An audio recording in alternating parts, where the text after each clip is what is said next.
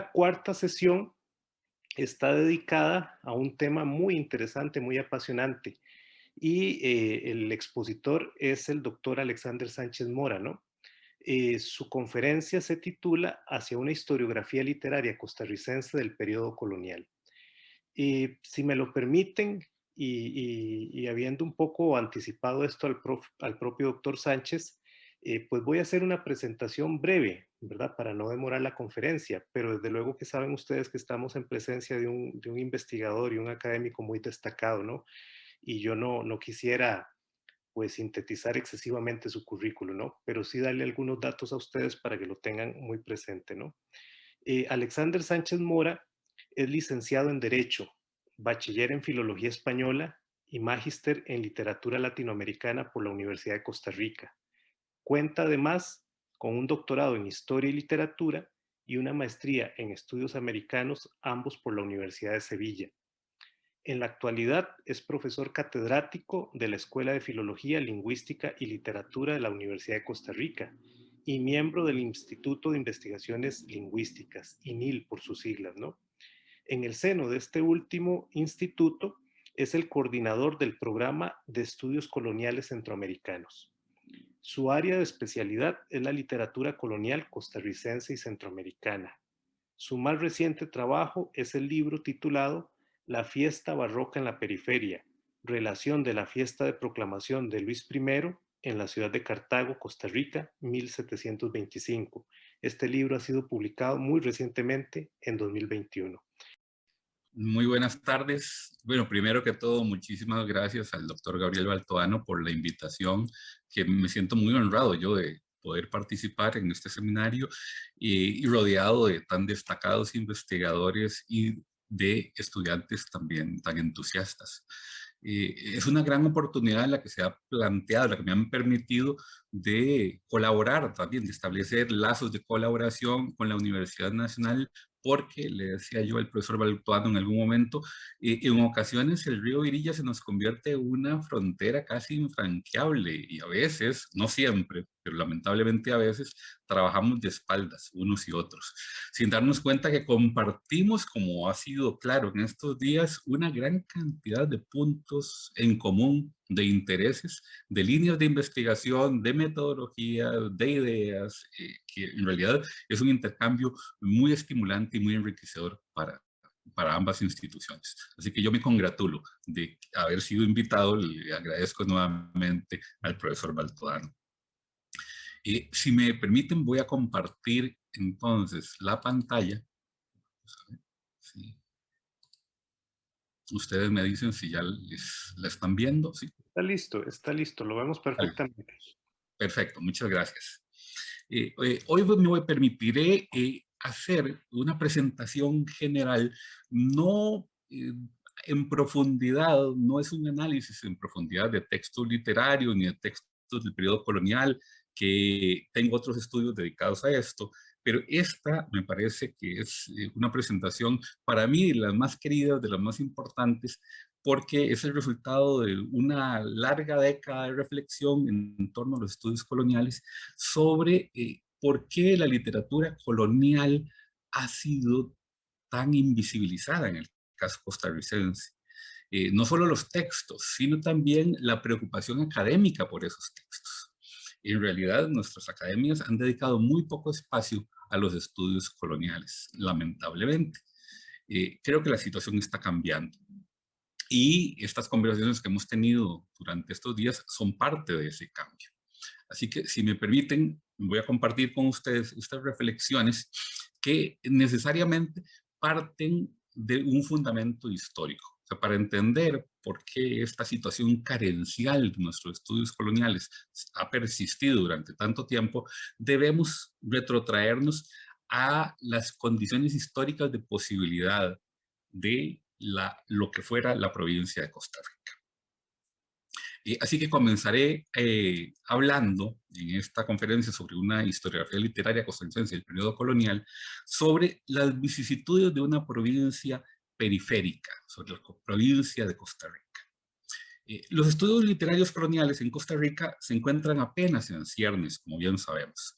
A despecho de algunos encomiables esfuerzos, la crítica literaria académica, y es algo que todos conocemos bastante bien, ha concentrado su interés, por una parte, en la literatura latinoamericana, incluida la centroamericana, pero de los siglos XX y XXI, y en la costarricense, que comienza a publicarse a partir de la década de 1880. Las causas de este desinterés por la producción literaria de más de 3 siglos del periodo colonial son diversas, pero parten todas de la configuración inicial de la provincia de Costa Rica como una región marginal dentro del contexto global de los dominios españoles en América y del particular de la audiencia de Guatemala. En términos generales, la dominación española del continente americano se consolidó con mucha prontitud en aquellas regiones que prometían fáciles ganancias, merced a una muy atractiva presencia de yacimientos de metales preciosos y de altas concentraciones de población nativa. Es algo que ha sido ampliamente estudiado. Las capitales virreinales, esas grandes ciudades virreinales de México y de Lima, se convirtieron en muy pocos años en los ricos centros económicos y administrativos de extensas regiones que se articularon básicamente en torno a la extracción argentífera, es decir, en torno a riquísimos yacimientos de plata.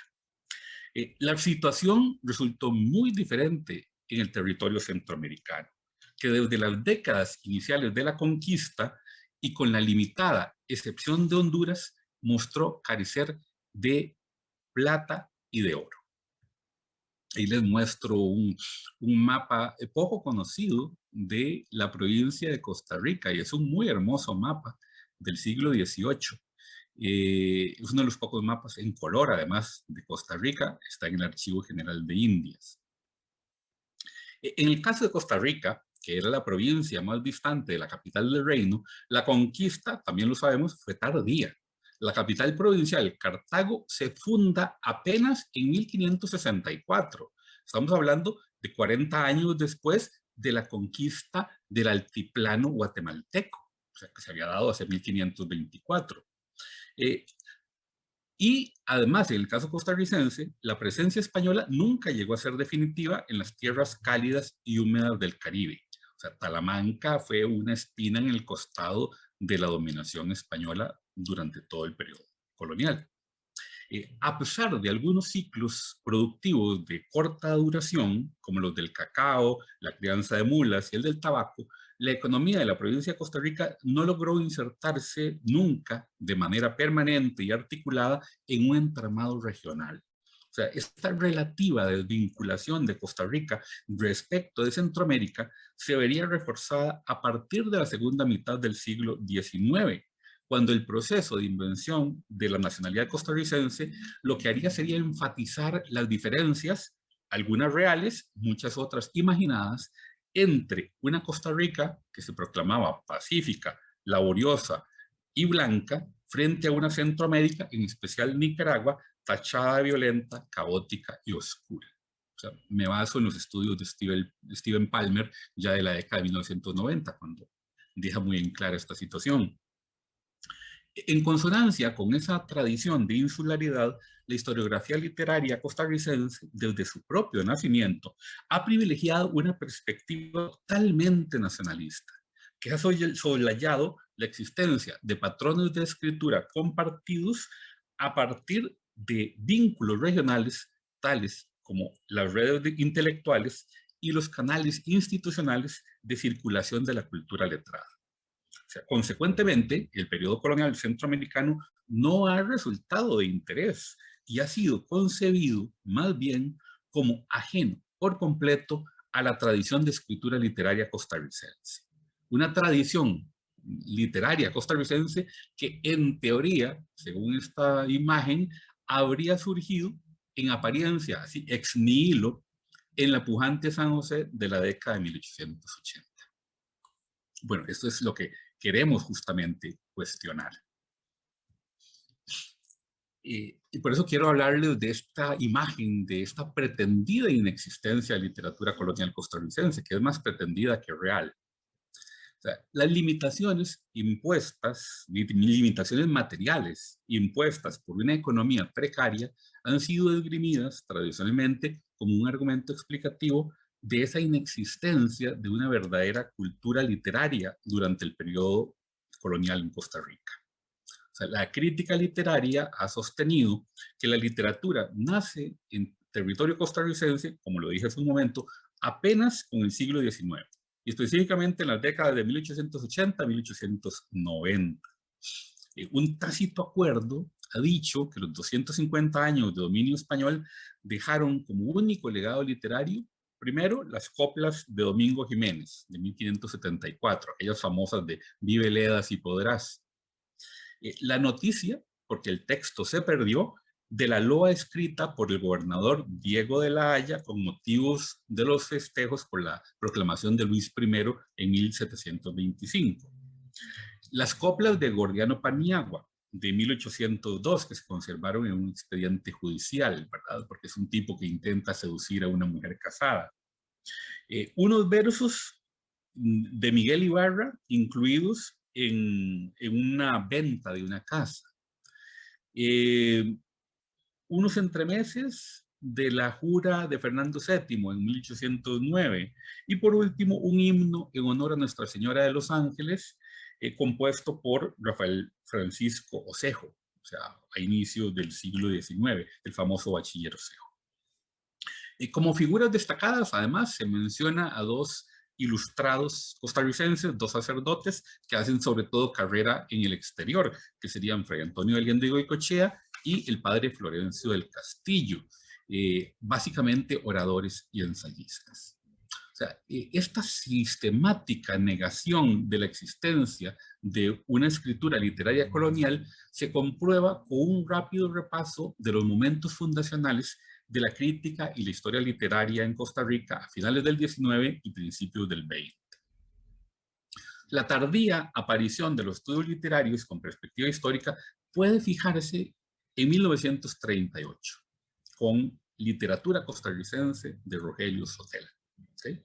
Sin embargo, este acto fundacional paradójicamente niega desde un inicio la existencia de una tradición colonial. O sea, aquí no hay duda, desde el principio se niega la existencia de una tradición literaria colonial.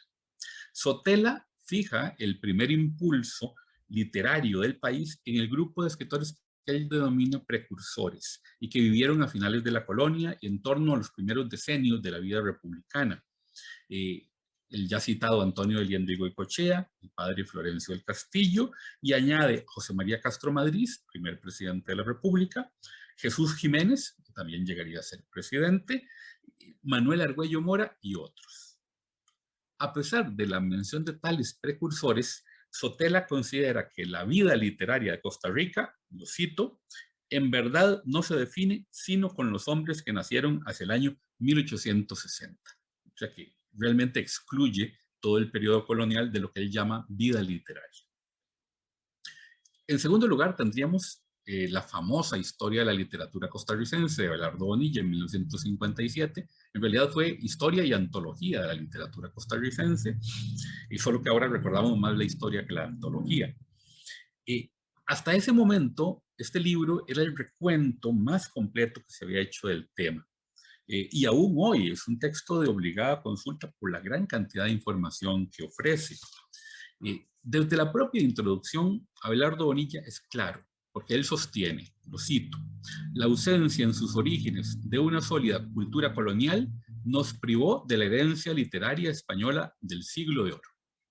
Y unas páginas más adelante reafirma, dice, no existió la poderosa raíz colonial en el nacimiento de nuestra literatura. O sea, que la literatura costarricense es totalmente republicana, ya de época independiente. Continúa Abelardo Bonilla y además de las coplas de Domingo Jiménez, a las que tacha de mediocre composición, solo dedica atención nuevamente a los sacerdotes ilustrados Guindo y Goicoechea y Florencio del Castillo, aunque los considera figuras excepcionales dentro de nuestro oscuro y pobre periodo colonial. Tras la historia de Abelardo Bonilla, aún hoy en día la mayoría de obras pasa por alto el periodo colonial o lo despacha con una rápida mención.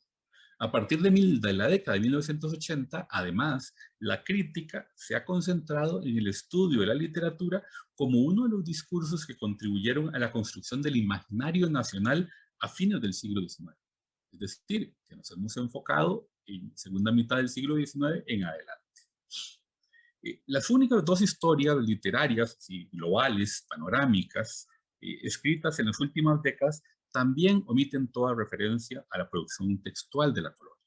Allí tendríamos 100 años de literatura costarricense, de Flora Juárez y Margarita Rojas, de 1995, que desde su propio título anuncia que el discurso literario se constituye en el país solo a partir de las décadas finales del siglo XIX.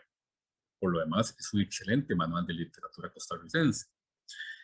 Por su parte, en su manual Breve Historia de la Literatura Costarricense, del año 2000, nuestro inolvidable maestro Álvaro Quesada se limita a señalar, cito, durante la colonia y casi todo el siglo XIX, la producción literaria en el territorio de lo que hoy es la República de Costa Rica fue poco importante. Con ese poco importante, don Álvaro Quesada despacha el periodo colonial. O sea, de allí en adelante, en su obra, se ocupará de la conformación de un circuito de producción y consumo de discursos literarios a partir de las dos décadas finales del siglo XIX.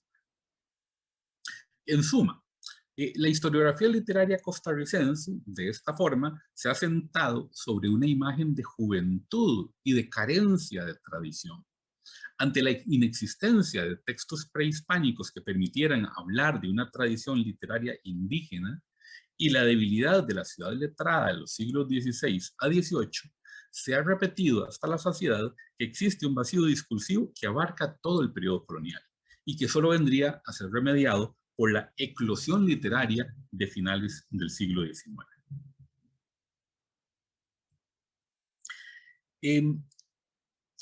Dado este panorama que he esbozado aquí, podría creerse que las perspectivas para los estudios de la literatura colonial en Costa Rica son poco halagüeñas. Sin embargo, esto no es así. O sea, los años recientes han atestiguado un renovado interés por este campo y además por crear espacios institucionales de investigación y de intercambio académico. Y es a partir de estas nuevas condiciones que me permito proponer 6 tareas que considero necesarias para constituir de manera estable y como un proyecto como el colectivo, no como esfuerzos aislados, individuales, sino como proyecto colectivo, una corriente historiográfica enfocada en la literatura colonial centroamericana. Entonces, yo hablo de 6 tareas que pueden ser otras, pueden ser diferentes, pueden ser más, pero yo a partir de mi experiencia propongo 6 iniciales al menos. Y esta es la primera tarea, que parece lo obvio, es tomar conciencia de que sí existe literatura colonial costarricense. Si bien el volumen de la literatura colonial costarricense es muy reducido, la historia y la crítica literaria lo han limitado aún más, pues hemos trabajado a partir de un corpus anclado a definiciones tradicionales de los géneros literarios. Nuestra propuesta, por lo tanto, se dirige hacia la ampliación de ese corpus y no mediante una muy espectacular o un muy teatral descubrimiento de textos perdidos durante siglos en polvosos y olvidados archivos conventuales. No, ojalá encontráramos esos textos, eso sería maravilloso.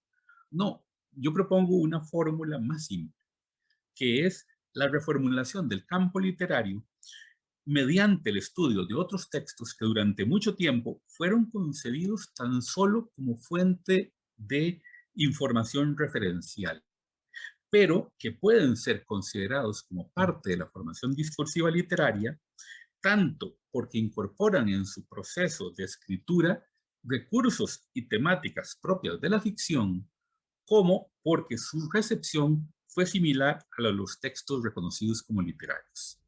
Es decir, entonces son dos características que compartirían estos textos.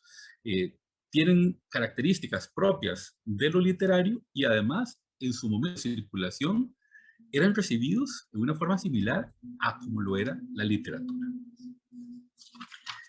En síntesis, o sea, la apertura del corpus pasa por profundizar en el estudio de diversos géneros discursivos que hasta ahora, al menos en nuestro medio, solo han sido tratados como documentos por los historiadores y no como textos literarios por la crítica y la historia literaria. Dentro de los posibles géneros hasta ahora invisibilizados se encuentran estos que ustedes ven allí. Estos son solo algunos de los posibles. Las relaciones de sucesos, que son un género amplísimo que circuló muchísimo durante los siglos XVI, XVII y hasta XVIII, que especialistas en el tema dicen que fueron el tipo de textos más leídos. O sea, en el siglo de oro, ¿qué leían? ¿Qué se leía en España? ¿Qué se leía en Nueva España? En realidad, lo que se leía no eran los textos de Lope de Vega, ni los de Calderón, ni a Quevedo, ni el propio Cervantes. Lo que más circulaban eran relaciones de sucesos, que son el preludio de la prensa, son llamados preprensa, un protoperiodismo. Eran pequeñas relaciones de hechos militares, de fiestas, de sucesos extraordinarios, de terremotos, de inundaciones, de naufragios. Ofrecían una gran cantidad de información, pero incorporaban elementos ficcionales. En Costa Rica tenemos relaciones de sucesos. Lo que pasa es que nunca las habíamos leído como literatura. Y en España, en México, en Perú, se vienen leyendo como literatura al menos desde la década de 1960. O sea, ya se incorporaron al corpus literario. Teníamos sermones también, la sermonística, que fue uno de los géneros más preciados hasta el siglo XIX. En un Cartago, imagínense, Cartago, siglo XVIII, que era una ciudad de 60 casas, en la que no había ningún tipo de diversión regular, el sermón dominical convocaba a una pequeña multitud dispuesta a divertirse escuchando el sermón, especialmente si había un predicador ya de cierta fama que venía de visita. Entonces tenemos que situarnos en ese contexto de recepción. El sermón era además un espacio de lucimiento, de erudición. La predicación sacra gozaba de gran predicamento, ¿verdad? Era muy apreciada. En Costa Rica no he localizado muchos, he localizado hasta el momento 2 sermones, pero es un inicio, ya es un inicio. Y por el momento estoy trabajando un sermón de 1809. A geografía, bueno, en el contexto costarricense todavía no hemos encontrado textos geográficos, será un poco más difícil. Centroamericano, sí, y ahora hablaré un poco más de eso. Las relaciones de méritos y servicios son textos interesantísimos, de eso sí hay una cierta cantidad aquí en Costa Rica. Eran los curriculum vitae del periodo barroco, era donde los conquistadores y los funcionarios contaban su vida, contaban sus méritos y los servicios que habían prestado a la corona para obtener a cambio beneficios.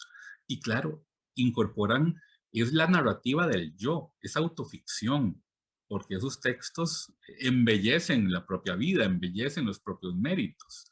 Y eso no ha sido estudiado hasta el momento.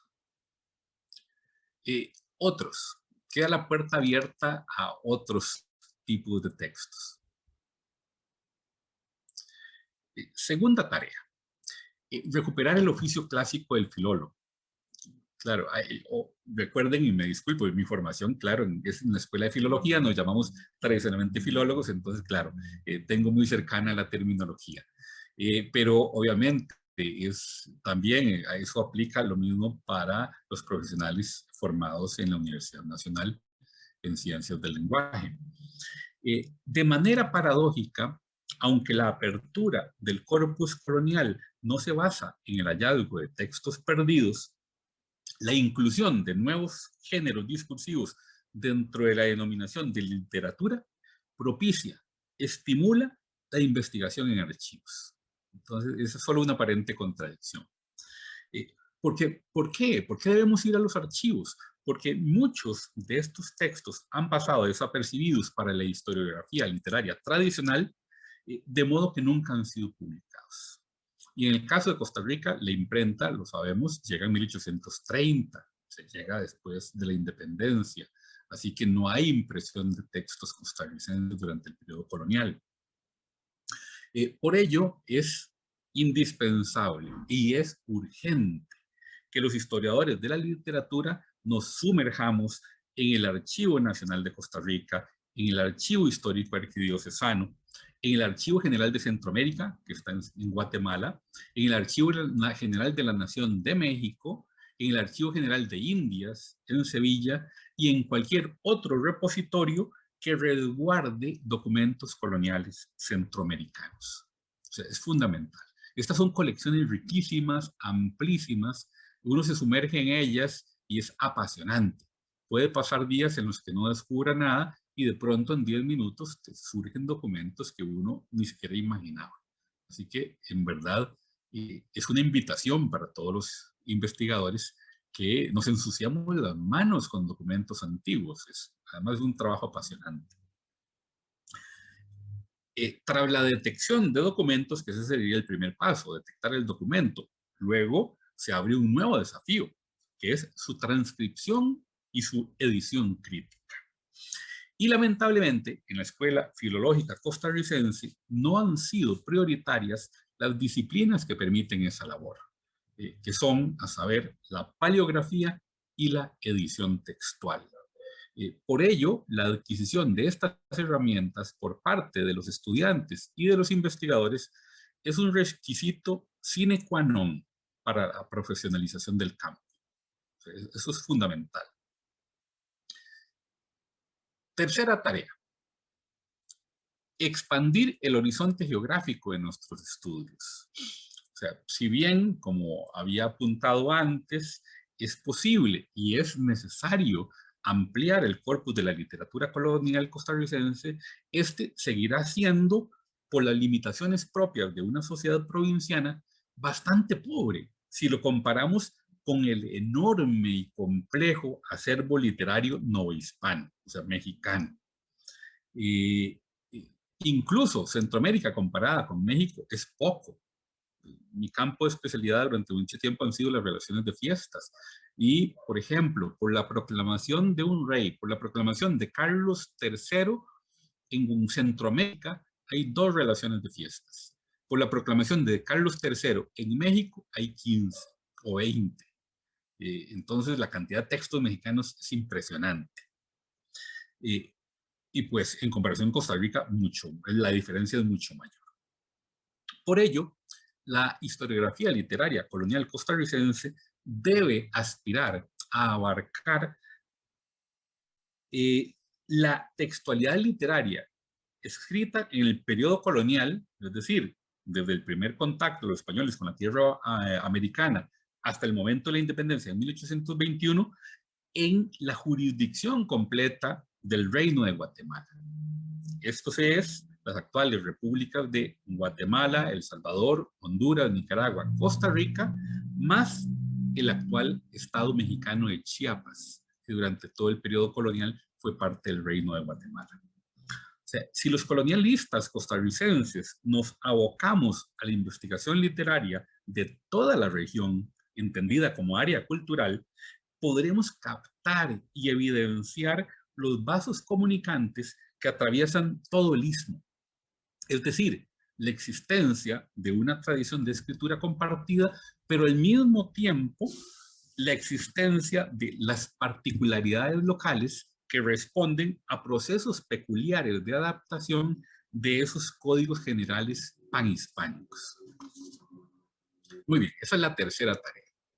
Este es un mapa ya muy posterior, ya de la época de la República Federal Centroamericana, pero es muy interesante porque contiene incluso las reivindicaciones coloniales sobre toda la costa caribe de Costa Rica hasta la costa caribe de Nicaragua.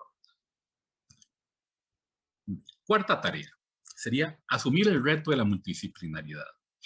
El trabajo que se anuncia deberá ser de manera ineludible multidisciplinario. O sea, la naturaleza misma de los textos por estudiar hace que para el investigador literario, para el historiador de la literatura, es indispensable recurrir a los aportes de lingüistas, historiadores, archivistas, antropólogos, historiadores del arte, arquitectos, historiadores del derecho, historiadores de la música, así como de cualquier otra disciplina que arroje luz sobre los discursos coloniales y sus circunstancias de producción, circulación y consumo.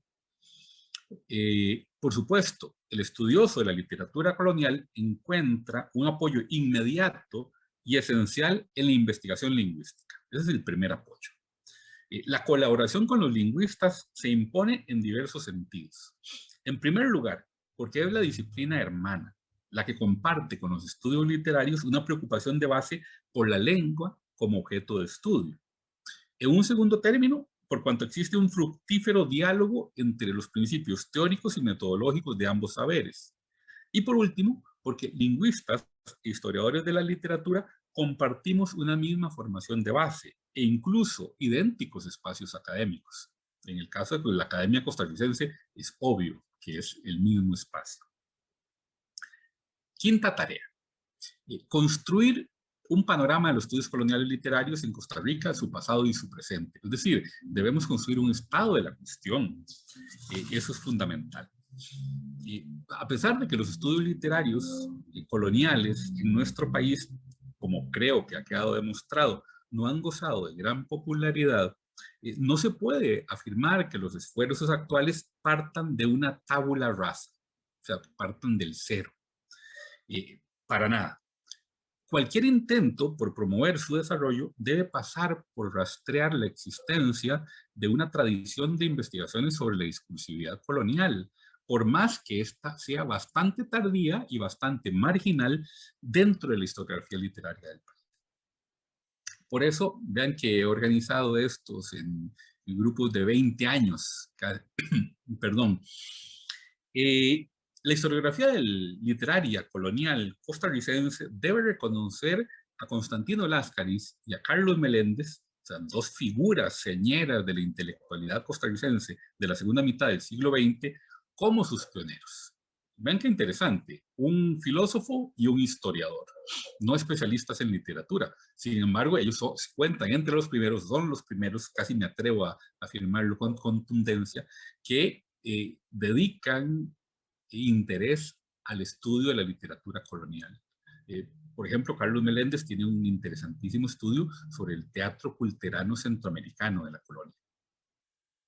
Durante las décadas de 1980, 1990, debo destacar los trabajos de Julieta Dobles, María Elia Rodríguez, Yadira Calvo, José Otilio Umaña, Rima de Balbona, Ivonne Robles y Sonia Marta Mora. En esa década, en esa misma década final del siglo XX, ya en los años 90, despunta, y aquí hago una parte para él, la figura de Juan Durán Lucio, que es central dentro de los estudios coloniales en Costa Rica, tanto por la constancia de su interés como por la profundidad de su trabajo. Creo que no ha sido suficientemente destacada la importancia de don Juan Durán Lucio, que es determinante en este impulso de los estudios coloniales en Costa Rica. Cito, por ejemplo, nada más uno de sus trabajos, el dedicado a Fray Bartolomé de las Casas, que es un maravilloso y muy profundo estudio. Con el siglo XXI, no ha dejado de crecer el número de historiadores de la literatura que han volcado su atención sobre las letras coloniales. Y aquí debo mencionar a Ligia Bolaños Varela, Albino Chacón, Francisco Rodríguez, Leonardo Sancho, Alexander Sánchez, Marlene Calvo, Ivania Barbosa, Ana Elena Castillo, Gerardo Mesa Sandoval, Jorge Chen, Ronald Campos, Marisela Cerdas, Carlos Paniagua, Débora Singer y Gustavo Camacho Guzmán. Vean que ha ido creciendo, es un increciendo constante, eso nos hace ser optimistas. El balance de este medio siglo de investigación, en especial de los últimos 20 años, es esperanzador. O sea, la cantidad y la variedad de los estudios no ha dejado de crecer. El incremento es especialmente palpable en la década reciente.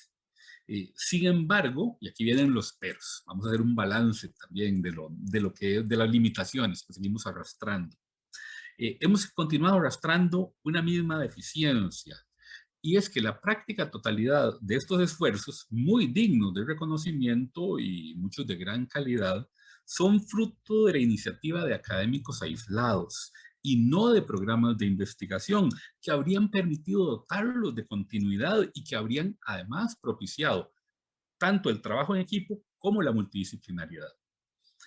Otra debilidad detectada es la ausencia de una verdadera especialización, y es que la mayoría de investigadores ha limitado su producción colonialista a 1 o 2 artículos, lo cual atenta contra la profundidad y la complejidad de los análisis e impide la consolidación de una tradición de estudios colonialistas en el país. Así que uno de los mayores desafíos de los años venideros será el superar este cierto diletantismo y promover la profesionalización de esta área de la historia literaria. Muy bien, vamos con la sexta tarea y ya voy casi terminando, porque son 6 tareas. La articulación institucional de la investigación. Y aquí me permitiré hablar de los proyectos que estamos llevando a cabo en el programa de estudios coloniales centroamericanos, porque tengo experiencias de lo que puedo hablar, es lo que conozco. No es la única posibilidad de trabajar en lo colonial, pero quiero compartir con ustedes, digamos, nuestra hoja de ruta. En mayo del 2018 se efectuaron, bajo el auspicio del Instituto de Investigaciones Lingüísticas, INIL, y la Escuela de Filología, Lingüística y Literatura de la UCR, las primeras jornadas de lengua y literatura en la colonia en Centroamérica, que titulamos Los discursos olvidados, justamente. Ese primer encuentro, para sorpresa nuestra, no lo esperábamos así, convocó a 27 ponentes, entre investigadores nacionales y extranjeros. Aspirábamos a algo mucho más modesto, así que fue una gratísima sorpresa que tuviésemos tanta participación.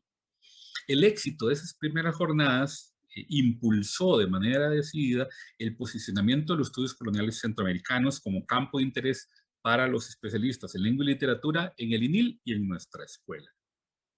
Y a lo largo de los años 2018 y 2019 se efectuó un buen número de conferencias, mesas redondas y talleres sobre temas muy variados, como edición de documentos lingüísticos de la Centroamérica colonial, las fuentes documentales del Archivo Histórico Arquidiocesano, los estudios genealógicos en Costa Rica, el estudio de la música colonial centroamericana y la edición de textos literarios.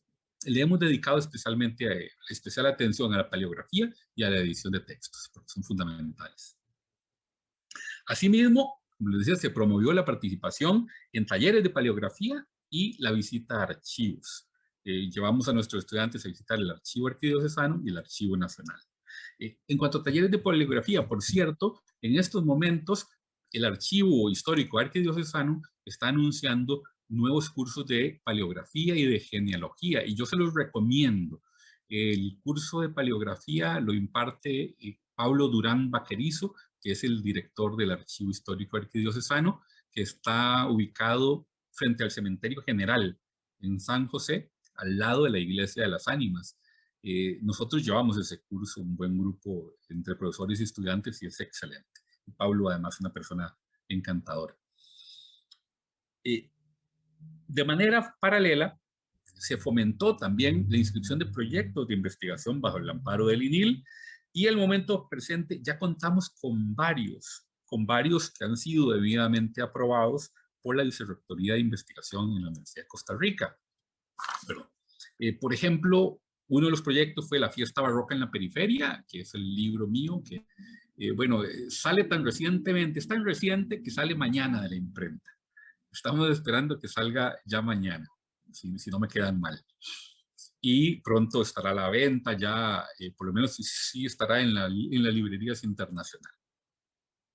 Otro proyecto en el que estoy también involucrado directamente es la edición crítica de la relación individual de las fiestas con que se celebró la dedicación del suntuosísimo templo del Calvario de Esquipulas, 1759, de Alonso de Arcos y Moreno.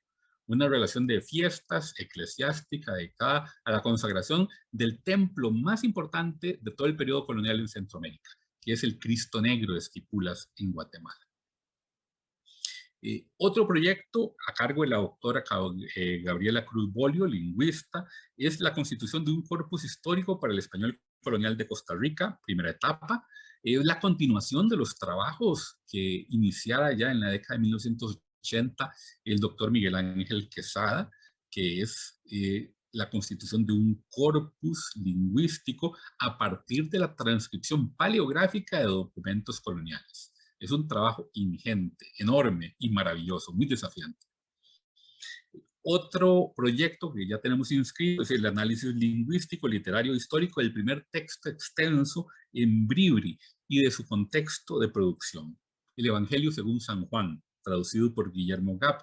Y este proyecto me encanta porque es un ejemplo de multidisciplinariedad, porque corre a cargo del doctor Carlos Sánchez Avendaño, lingüista, de la doctora Verónica Ríos Quesada, crítica literaria, y de la doctora Alejandra Boza Villarreal, historiadora.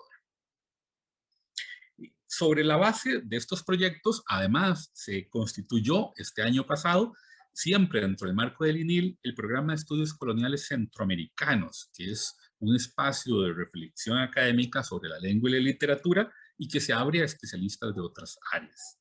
El propósito fundamental de este programa es propiciar un intercambio multidisciplinario que enriquezca el conocimiento sobre el periodo colonial de la región centroamericana, justamente. Otro esfuerzo positivo, otro efecto positivo de este esfuerzo colectivo ha sido el de visibilizar este campo de estudios ante la comunidad estudiantil. O sea, como resultado de ello, ha aumentado el interés por realizar trabajos finales de graduación en esta área. Por el momento, nada más limitándome al área de la literatura, les muestro, estos son las 5 tesis en curso que están bajo mi dirección. La mayoría son de maestría en literatura latinoamericana, hay una de licenciatura en filología española. Y si los vemos, abarcan registros muy diferentes, es muy interesante. Ven, el primero de Yanini Ruiz, que ya estamos a punto de defender, es sobre textos dramáticos en una relación de fiesta salvadoreña en 1761.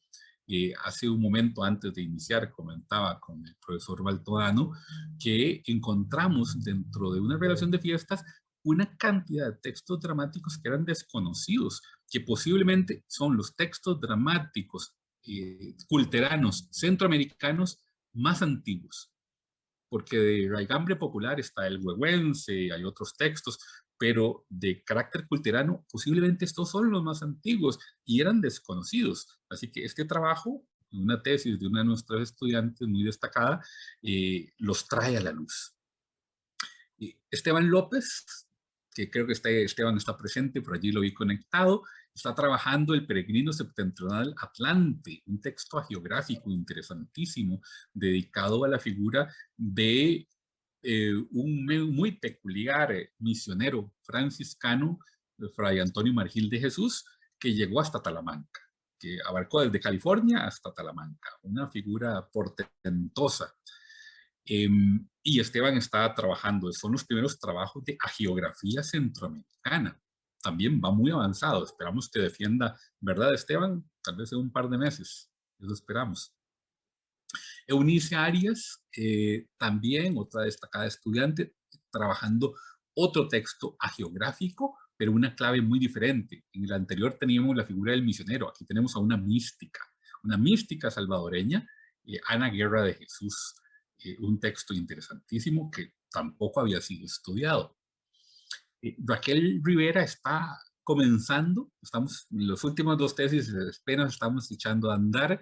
Ella está trabajando sermones fúnebres de las reinas en Centroamérica, que son muy interesantes, porque la figura de la reina era el modelo para todas las mujeres. Entonces, a partir de la construcción de esa figura femenina, podemos determinar cuál era el discurso de proyección sobre los modelos de conducta de las mujeres en la Centroamérica del 18.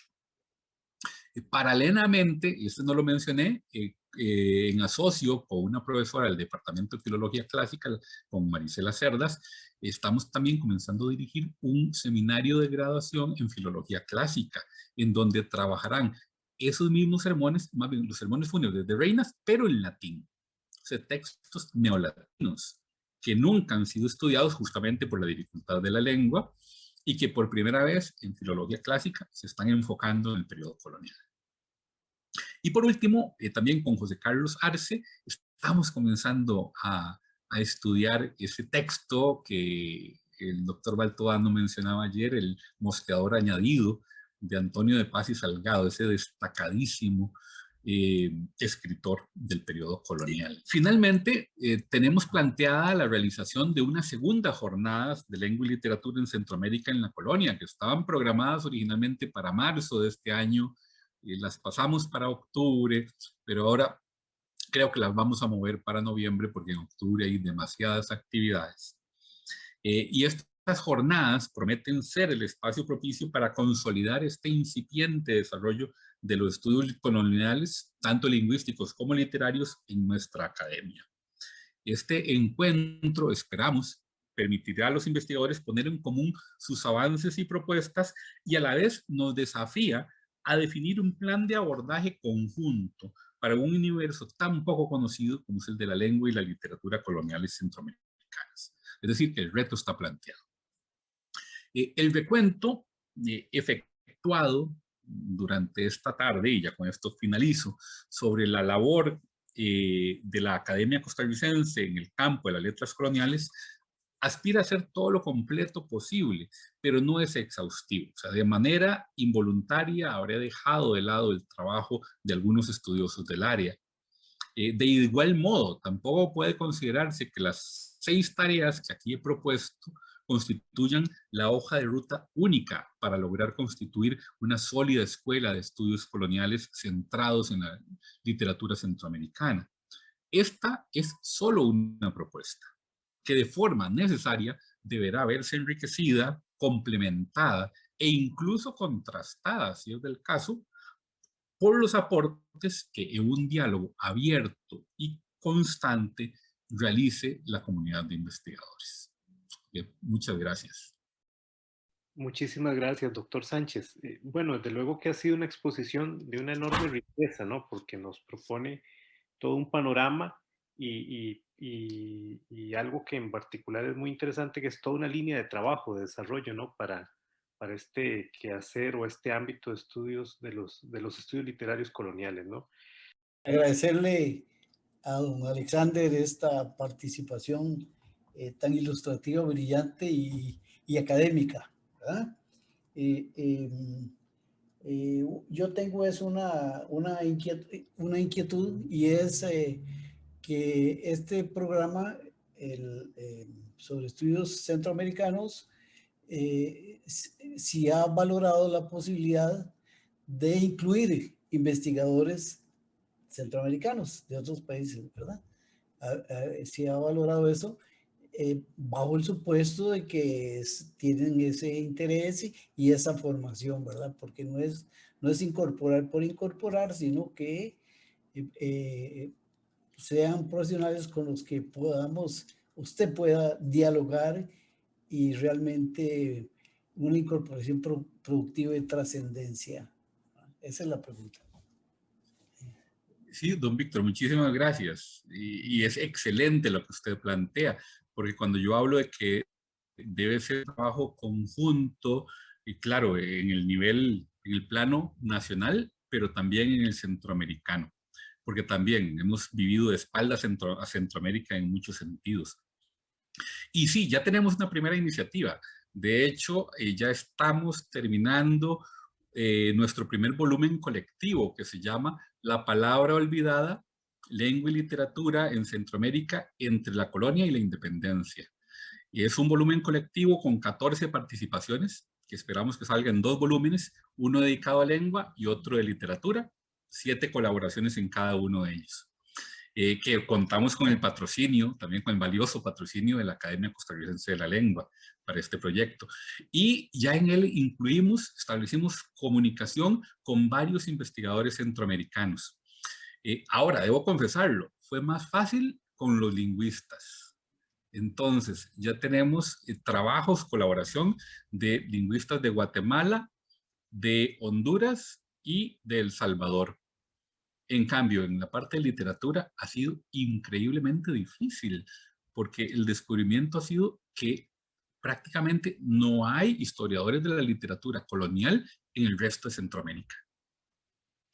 Entonces, terminó siendo el volumen dedicado a literatura de únicamente académicos costarricenses. En el de lingüística sí, ya incorporamos Daniel Hidalgo de la Universidad de El Salvador, es un muchacho joven, muy entusiasta, también de Guatemala, una, una destacada académica de la lengua de Guatemala, en fin. Entonces sí, eso que usted propone es una tarea fundamental, establecer relaciones con las instituciones académicas centroamericanas, porque algo que se ha dado mucho con el periodo colonial es que la mayoría de trabajos provienen de universitarios estadounidenses y cuesta que surjan estudios de la propia Centroamérica. Muy bien, pues bueno, tenemos bastantes preguntas, Alexander, así que vamos a ir Sí, pasando a las siguientes, ¿no? En el turno de la palabra sigue el profesor Carlos Francisco Monge. Adelante, don Carlos. Muchas gracias. Bueno, desde luego, un agradecimiento a nuestro expositor de esta tarde-noche. El temor es que me extienda, porque lo que usted ha planteado es sumamente tentador, pero voy a empezar por una anécdota profesional, que fue más que toda anécdota, pero recuerdo que en alguna de las discusiones que teníamos en un grupo de colegas, tal vez por unas exaltaciones innecesarias, hubo un momento, hace varios años, en que alguien dijo que la filología no existía desde 1900. Que eso, en fin, ese tipo de descalificaciones a mí me dejó perplejo por dos razones. Una por razones disciplinarias y otras por razones laborales, porque yo me sentí hecho un puño porque yo tenía o tengo también como usted mismo, pues 3 títulos en filología española. Entonces yo decía, pues me han dado el gran engaño en la Universidad de Costa Rica y en otros lugares y no sé qué voy a hacer con mis cartoncitos, ¿verdad? Si guardarlos en un rollito o qué.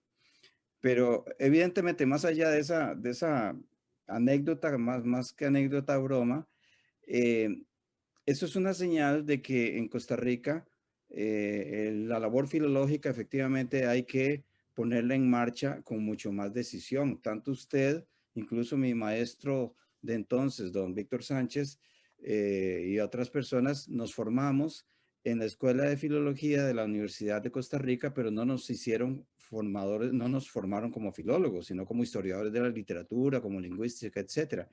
Y esa es una tarea que decididamente hay que impulsarla, no, sino mantener ese impulso, ¿verdad? Porque eso es una tarea que los jóvenes estudiantes, que seguramente muchos de los que están aquí entre la audiencia lo desean internamente, es recuperar esta idea de la filología, puesto que la filología en nuestro medio básicamente la asocian a unas personas que saben escribir correctamente, tener buena ortografía y entonces dicen, bueno, hágale usted una corrección filológica a tal cosa, a un documento, a una tesis misma. Entonces el concepto de filología también se ha disminuido, se ha abaratado y ha perdido eso que usted nos ha planteado y que a mí desde luego me entusiasma mucho. El segundo aspecto sí ya tiene que ver más con, a ver qué le parece, con lo que usted nos ha planteado y es el hecho de la necesidad que hemos venido acumulando en los comentarios de estos días, en la necesidad no de manipular, pero sí de ampliar el reconocimiento de un canon. O sea, no meter todas las obras en nuevos cánones, que eso es uno de los riesgos de la crítica literaria y de la historiografía literaria, sino más bien reconocer o explorar que hay otros espacios que pueden bien perfectamente entenderse como textos que se tomen como literarios. Y eso sí va a ampliar, por supuesto, el corpus. Con lo cual también la pedagogía en el campo nuestro de la filología y la historiografía literaria se ampliaría mucho, añadido a lo que usted mismo ha planteado de la transdisciplinariedad. Me parece que esos son dos señalamientos que usted como conferencista ha hecho y que creo que la audiencia, las personas que trabajan en esto van a aprovecharlo muy bien. Y nada más para dejarle una preguntilla. Hay una persona que está aquí, no tengo todo el tablero, pero en fin, hay una persona que está aquí que hizo un estudio para un curso específico sobre Vázquez de Coronado. Entonces estamos hablando del siglo XVI y ahí lo que plantea la persona es que Vázquez de Coronado escribe desde Costa Rica, escribe sobre Costa Rica, a veces en forma elogiosa, a veces no tanto. Tiene una idea, configura una idea de Costa Rica y como está con la pluma en la mano, pues también está haciendo literatura. Estamos hablando de las cartas de Vázquez de Coronado del siglo XVI, ¿no? Le dejo ese planteo, no para que nos lo responda inmediatamente, sino para que podamos utilizar también esos datos. Y muchísimas gracias por su brillante exposición.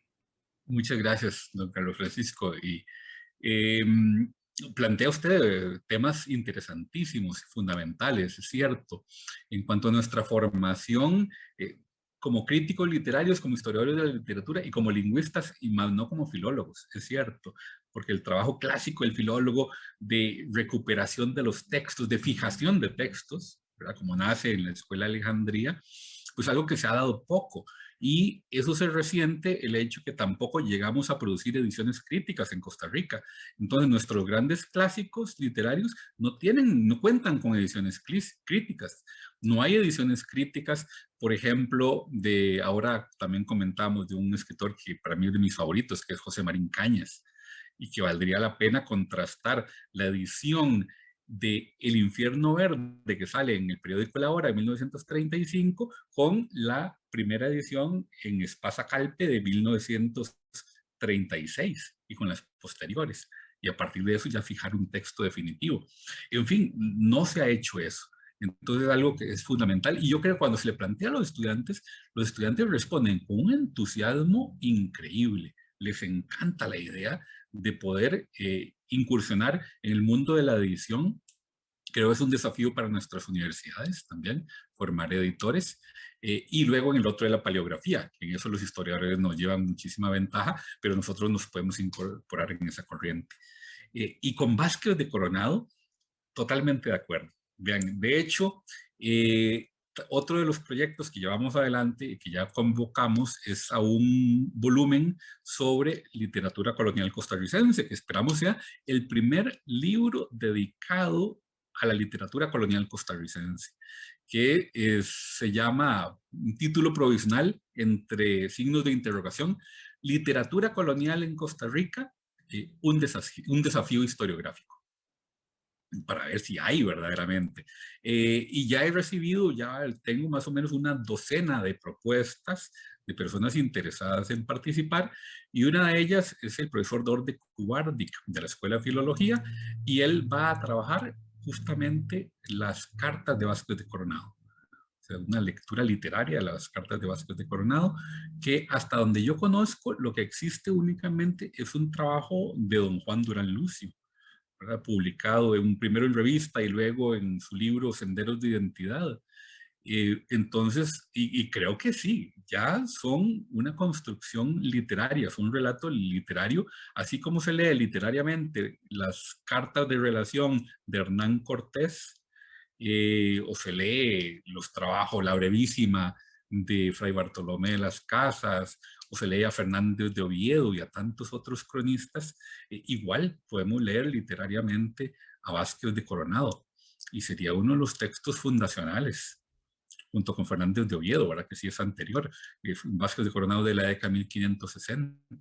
Pero yo creo que sí, que se merecen una edición crítica, los textos de Vázquez de Coronado, y luego un análisis detalladísimo. Muy bien. Tengo aquí una pregunta de Junior López y un comentario de Laura Zúñiga. Los voy a plantear juntos y luego el profesor Sánchez se puede referir a ambos, ¿verdad? Empiezo por la pregunta de Junior López. Voy a leer. Pregunta para el maestro Sánchez, tomando en cuenta su ardua experiencia sobre la literatura colonial, podría listar 3 libros de este periodo que personalmente lo han sorprendido y explicar por qué? Esa es la pregunta de Junior. Y comentario La pregunta ya me sorprendió. y Sí, no está fácil. Y el comentario de Laura es este, y me llama mucho la atención el hecho de mencionar que a los investigadores les cuesta ensuciarse Muy las bien, manos bueno, con los muchas archivos. gracias, Junior, por ponerme a pensar. Ahora, lo que me pregunto es si se refiere a 3 textos coloniales o a 3 textos ya de interpretación sobre lo colonial, porque lo podríamos ver en las 2 vertientes. Si se refiere a textos coloniales, bueno, a mí me gustan las cosas raras, entonces me voy tal vez por cosas que no son tan corrientes. Y en el caso centroamericano hay un texto que me encanta, que me parece brillante y que se llama Las luces del cielo de la iglesia, que ayer lo comentamos y Gabriel lo estuvo comentando, ¿verdad? Y él lo conoce. Es un texto aparentemente serio, mortalmente serio, porque es la relación de la fiesta de la elevación de Guatemala, que era un obispado, lo elevan a sede arzobispal. Entonces es una relación, y ayer Gabriel lo explicaba, que originalmente es una relación de fiestas, pero se convierte en un alegato de defensa del arzobispo de Guatemala, Pedro Pardo de Figueroa, primer arzobispo de Guatemala, que tenía muchos enemigos y que es acusado de muchas cosas.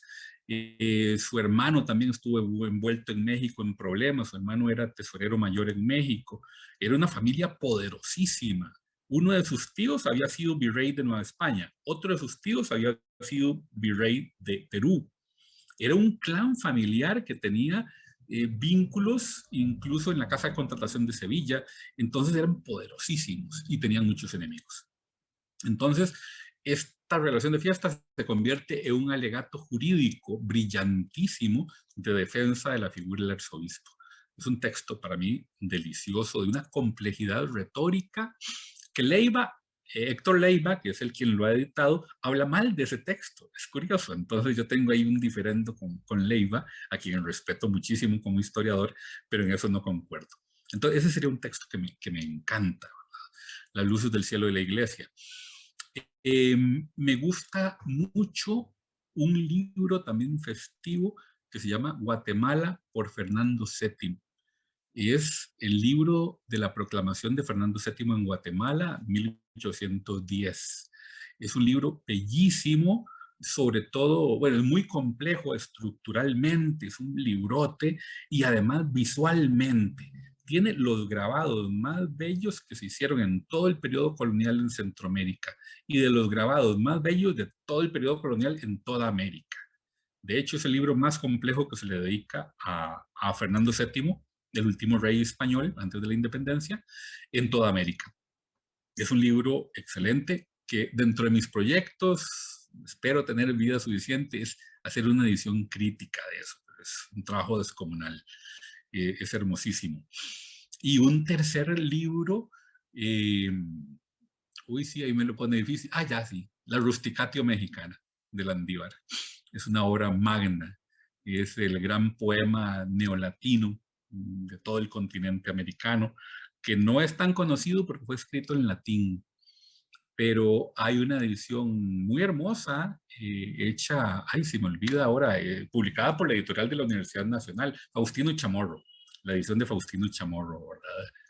Una obra bárbara y además publicada muy hermosamente por la editorial de la Universidad Nacional. Se los recomiendo que lo quieran. Yo pondría, sí, esos 3 están en mi top de textos coloniales. Y Laura Zúñiga pregunta, ese comentario mío de ensuciarse las manos, sí, me pilló con eso, tal vez me fui de la lengua. Era una crítica que yo hacía desde hace años a cierto facilismo en el análisis literario, porque hay una práctica muy peligrosa de, por ejemplo, que tomo un poema y me encierro en mi casa y el lunes, el fin de semana, y el lunes vengo con un artículo ya de análisis de ese poema. Yo ya hablaba del síndrome de artículo de fin de semana y que eso es muy poco serio, eso no es respetable académicamente, y eso es una crítica que en muchos momentos los lingüistas lanzan a los críticos, nos lanzan a los críticos literarios. Para investigar y para analizar literatura hay un trabajo previo, una preparación previa documental, histórica. En el caso, mi formación es historia y literatura. Entonces yo más bien estudié literatura en un departamento de geografía e historia. Y entonces el enfoque histórico para mí es fundamental, es muy fuerte. Y por eso hay que ensuciarse las manos, no solo documentándose históricamente, sino también yendo al archivo.